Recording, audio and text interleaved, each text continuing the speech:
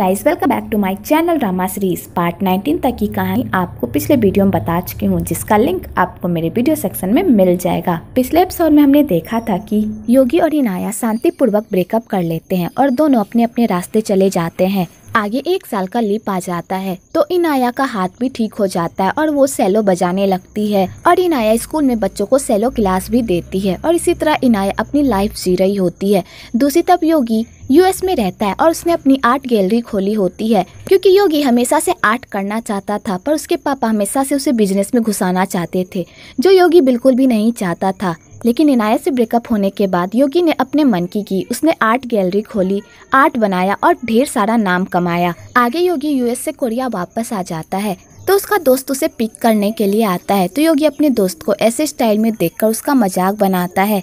आपको यहाँ पर इन दोनों की दोस्ती यारी देखने को मिलेगी। आगे उसका दोस्त योगी से पूछता है, तुम उसे मिस करते हो ना? और मैंने भी उसके बारे में कुछ पता नहीं लगाया क्योंकि मैं काम में बहुत बिजी हो गया था। तो योगी कहता है, तुम किसकी बात कर रहे हो? तो उसका दोस्त बात को घुमा देता है। आगे योगी अपने मन में ही सोचता है, मैं उसे बहुत मिस करता हूँ, पता नहीं वो क्या कर रही होगी। इधर इनाया बच्चों को सेलो सिखा रही होती है तो उसकी क्लास में एक निब्बा निब्बी होती है जो बड़े होकर शादी करने वाले होते हैं। तो इनाया उन दोनों की लव स्टोरी सुनकर हंसने लगती है। तो वो बच्चे इनाया से पूछते हैं, मिस क्या आप शादी करोगी? तो इनाया कहती है, हाँ मैं जरूर करूंगी। तो वो लोग कहते हैं, मिस क्या आपका बॉयफ्रेंड है? तो इनाया कहती है, हाँ मेरा एक बॉयफ्रेंड है। तो वो बच्चे कहते हैं, मैंने तो कभी भी आपको किसी भी लड़के के साथ नहीं देखा, फिर आपका बॉयफ्रेंड कैसे है? तो इनाया कहती है, मेरा एक बॉयफ्रेंड है जो सिर्फ मैं ही देख सकती हूँ और तुम लोग नहीं। और इनाया ये बात कहकर बच्चों के साथ हंसने लगती है। दूसरी तरफ योगी अपने दोस्त से मिलने जाता है और उससे उसका हालचाल पूछता है। तो उसका दोस्त कहता है, तुमने तो बहुत बड़ा नाम कमा लिया है और तुम तो अब बड़े आदमी भी हो गए हो। तो योगी कहता है, ऑफिस देखकर लग रहा है कि ऑफिस अच्छा चल रहा है, लगता है नया सीईओ ऑफिस को अच्छे से संभाल रहा है। तो उसका दोस्त कहता है, हाँ वो तो कर रहा है, वैसे तुम कब ऑफिस आने का प्लान कर रहे हो? तो योगी कहता है, मैं ऑफिस नहीं आऊंगा क्योंकि मुझे सूट पहनना पसंद नहीं है और ऑफिस में मुझे सूट पहनकर ही आना पड़ता है, इसलिए मैं नहीं आऊंगा। और योगी ये बात को यहीं पर टालकर वहाँ से चला जाता है। आगे योगी उसी गाँव जा रहा होता है और इनाया भी, क्योंकि इनाया के पापा की बरसी होती है, इसलिए इनाया उस गाँव में जाकर अपने पापा को श्रद्धांजलि देने के लिए जा रही होती है। तो योगी और इनाया एक ही रास्ते से जा रहे होते हैं पर वो दोनों एक दूसरे को नहीं देख पाते। आगे इनाया को योगी के पेंटिंग के बारे में पता चलता है जिससे योगी बहुत ही फेमस हो गया होता है। तो इनाया ये सब पढ़ के योगी के लिए बहुत खुश होती है। आगे वो दोनों एक स्टॉप पर रुकते हैं कॉफी लेने के लिए। तो दोनों एक दूसरे के सामने से ही गुजरते हैं पर वो दोनों एक दूसरे को नहीं देख पाते।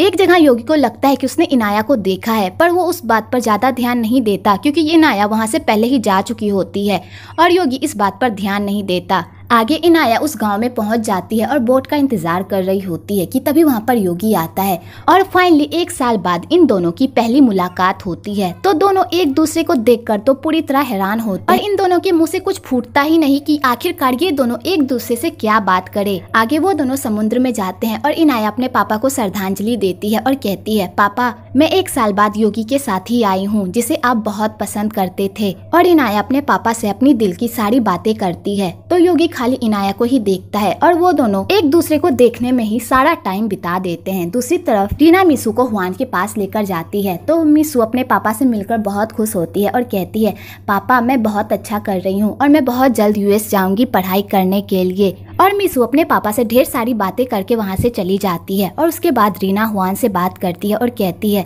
मुझे माफ कर दो, मैं ज्यादा तुमसे मिलने नहीं आ पाती, तुम बोर हो जाते होगे ना अकेले यहाँ पर रहकर। वैसे तुम मेरी टेंशन मत लो, मैं बहुत अच्छा कर रही हूँ और एक अच्छी माँ बनने की कोशिश कर रही हूँ। वैसे तुम्हें मिसू का बॉयफ्रेंड याद है राम? मिसू उससे बहुत प्यार करती है और राम पढ़ाई करने के लिए यूएस जा रहा है। तो मिसू ने भी मुझसे जीत की कि वो राम के साथ पढ़ना चाहती है, इसलिए वो भी उसे यूएस लेकर जाए, इसलिए मैं मिसू के साथ यूएस जा रही हूँ। वो दोनों एक दूसरे को बहुत पसंद करते हैं और उन दोनों ने एक दूसरे से प्रॉमिस भी किया है कि बड़े होकर वो दोनों एक दूसरे से शादी करेंगे। और रीना हुआन से अपने दिल की सारी बातें करती है। दूसरी तरफ योगी और इनाया योगी के पुराने घर जाते हैं तो योगी उस पेड़ को दोबारा फला फूला देखकर हैरान होता है। तो इनाया कहती है, तुम्हारे जाने के बाद मैंने इस पेड़ को पेड़ को फिर से रोपा और इसकी देखभाल की, इसलिए आज ये इतना फला फूला है। तो योगी कहता है तुम्हें ये सब करने की कोई जरूरत नहीं थी। तो इनाया कहती है तुमने मेरी वजह से इस पेड़ को जलाया था ना। तो योगी कहता है मैंने तुम्हारी वजह से इस पेड़ को नहीं जलाया था, मैंने अपनी पास्ट की यादों को मिटाने के लिए इस पेड़ को जलाया था। तो इनाया कहती है योगी तुम्हें पता है इस पेड़ का क्या मतलब होता है? इस पेड़ का मतलब होता है इंतजार करना। आप जिस इंसान के लिए इस पेड़ को लगाते हैं और जब इस पेड़ में फूल खिलने लगता है और वो इंसान अगर आपसे मिलने के लिए आ जाता है तो समझ जाइए कि आपका प्यार सच्चा था, इसलिए इस पेड़ को इंतजार पेड़ कहते हैं। तो योगी ये सब सुनकर हैरान होता है। आगे योगी और इनाया उस घर के अंदर जाते हैं और वहां जाने के बाद उन दोनों की पुरानी यादें ताज़ा होने लगती है, पर वो दोनों एक दूसरे से कुछ भी नहीं कह पाते। आगे इनाया योगी को बताती है कि अंकल और चांसुक शादी कर रहे हैं। तो योगी ये सुनकर बहुत खुश होता है और कहता है फाइनली चांसुक अपने प्लान में कामयाब हो ही गई और उसने अंकल को मना ही लिया। आगे उन दोनों को एक दूसरे से ढेर सारी बातें करनी होती है, पर वो दोनों एक दूसरे से नहीं कर पाते, क्योंकि अगर उन दोनों ने ऐसा किया तो वो दोनों अपनी फीलिंग्स को कंट्रोल नहीं कर पाएंगे। तो इनाया कहती है अब मुझे जाना चाहिए और इनाया वहाँ से चली जाती है। आगे वो दोनों समुद्र पार करके वापस गाँव आते हैं। तो इनाया कहती है तुम वापस जाओ, मैं गांव वालों से मिलकर आती हूँ।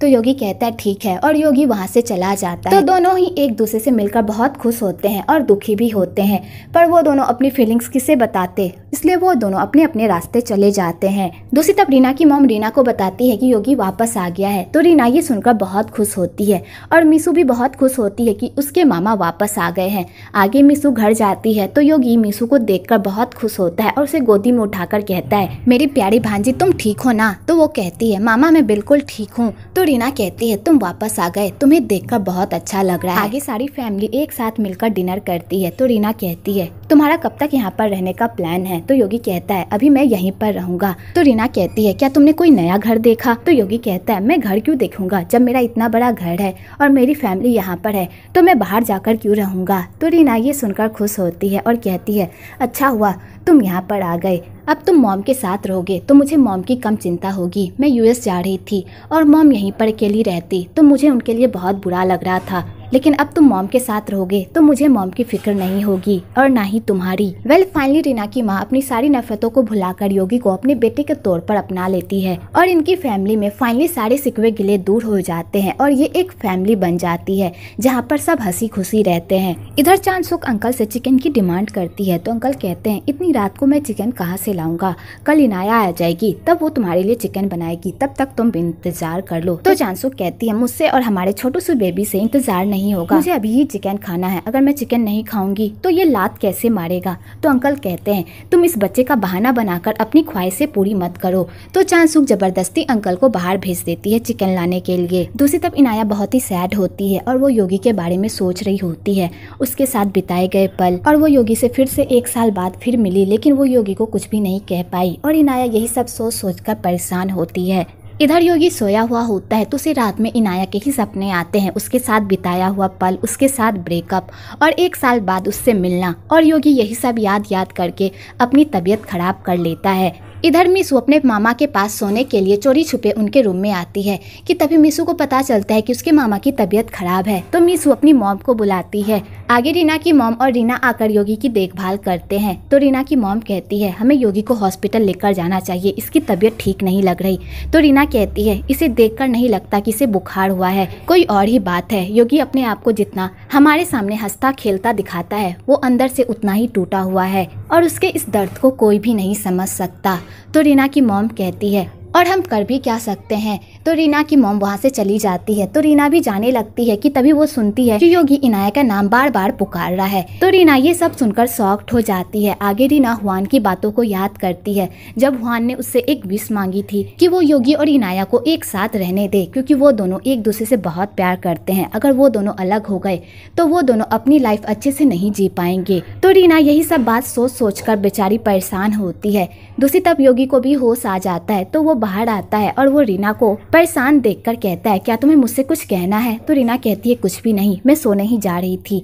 और रीना सोने के लिए चली जाती है। आगे इनाया चांसू को बता देती है कि वो योगी से मिली थी। तो चांसू ये सब सुनकर शॉक्ड हो जाती है और कहती है मेरी बातों का बुरा मत मानना, मैं हमेशा तुम्हारे साइड हूँ, लेकिन मुझे योगी और रीना के लिए बुरा लगता है क्योंकि उन दोनों के साथ सच में बहुत बुरा हुआ है। तो इनाया कहती है हाँ मैं जानती हूँ, इसलिए मुझे उन लोगों के लिए हमेशा सॉरी फील होता है, पर मैं सॉरी के अलावा उन लोगों को कुछ दे भी नहीं सकती। तो चांसू कहती है अगर तुम्हें योगी को दोबारा मौका मिले साथ रहने का तो प्लीज इस बार इस मौके को हाथ से मत जाने देना। योगी तुमसे बहुत प्यार करता है, अगर वो इस बार तुम्हारी तरफ हाथ बढ़ाए तो प्लीज उसका हाथ थाम लेना।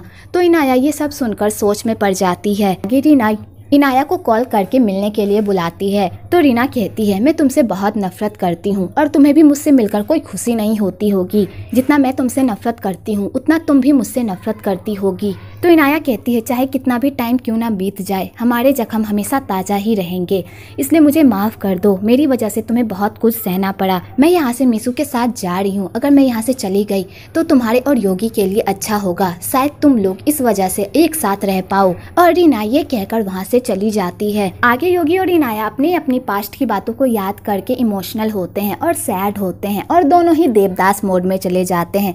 आगे मीसू और रीना भी यूएस जा रहे होते हैं। तो योगी और रीना की माँ उन दोनों को एयरपोर्ट छोड़ने के लिए जाती है। तो रीना जाते टाइम योगी को कहती है मैं यहाँ से जा रही हूँ और मैं चाहती हूँ कि तुम अपनी लाइफ अपने हिसाब से जियो, तुम्हें अपनी लाइफ के साथ जो करना है, जिसके साथ रहना है तुम रह सकते हो, मैं तुम्हें नहीं रोकूंगी, बस तुम खुश रहना। और रीना ये कहकर वहाँ से चली जाती है। आगे योगी को अंकल का कॉल आता है। तो अंकल कहते हैं योगी तुम कहाँ हो, मेरी शादी में लेट आओगे क्या। तो योगी कहता है अंकल मैं आ रहा हूँ, आप टेंशन मत लीजिए। दूसरी तरफ चांसुक अपनी शादी पर बहुत ही खुश हो रही होती है कि तभी उधर से इनाया आती है और उन दोनों को ढेर सारी बधाइयाँ देती है। उसके बाद अंकल सारे गेस्ट को अटेंड करने के लिए बाहर चले जाते हैं कि तभी वहाँ पर योगी आता है। तो अंकल योगी को देखकर बहुत खुश होते हैं।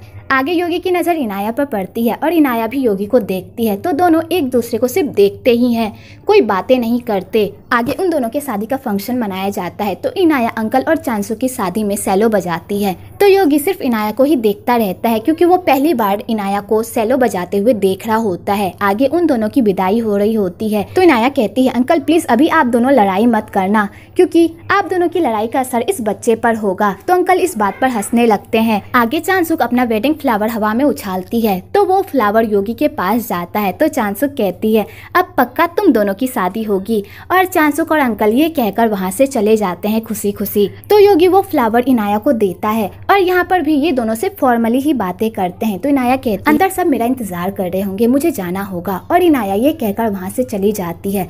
आगे इनाया अंदर जाती है तो वो फ्लावर देखकर उसे योगी की बातें याद आती है। जब योगी ने कहा था जब भी तुम मुझे मिस करो तब ये फ्लावर खरीद लेना। तो इनाया ये सब सोचकर सैड हो जाती है और वो जा ही रही होती है कि तभी वहाँ पर योगी आ जाता है और इनाया को गले लगा लेता है। और फाइनली ये दोनों भी एक दूसरे से पेचअप कर लेते हैं। उसके बाद योगी इनाया को उसी गांव में लेकर जाता है और वो दोनों समुद्र होकर योगी के घर जा रहे होते हैं। तो रास्ते में योगी इनाया को हग करते हुए जाता है। उसके बाद वो लोग घर पहुंचते हैं। तो इनाया योगी को कहती है अब हम दोनों एक दूसरे से अलग नहीं होंगे ना। तो योगी कहता है चाहे कुछ भी हो जाए अब हम दोनों एक दूसरे से अलग नहीं होंगे, अगर तुम चाहोगी भी तो भी मैं तुमसे अलग नहीं होऊंगा। तो इनाया ये सब सुनकर खुश हो जाती है और फाइनली इन दोनों की लव स्टोरी भी पूरी हो जाती है। वेल आपको ये ड्रामा कैसा लगा कमेंट में ज़रूर बताइएगा। अगर आप मुझसे पूछो तो मुझे एंडिंग उतनी भी अच्छी नहीं लगी, क्योंकि एंडिंग में इन लोगों की फीलिंग्स को ज़्यादा एक्सप्रेस नहीं किया गया होता है, बस इन दोनों को मिला दिया गया होता है, जो मुझे बिल्कुल भी पसंद नहीं आया। वेल आपको इस ड्रामा की एंडिंग कैसी लगी कॉमेंट में ज़रूर बताइएगा। अगर आपको वीडियो अच्छी लगी हो तो एक लाइक ज़रूर करें और मेरे चैनल को सब्सक्राइब करना बिल्कुल ना भूलें।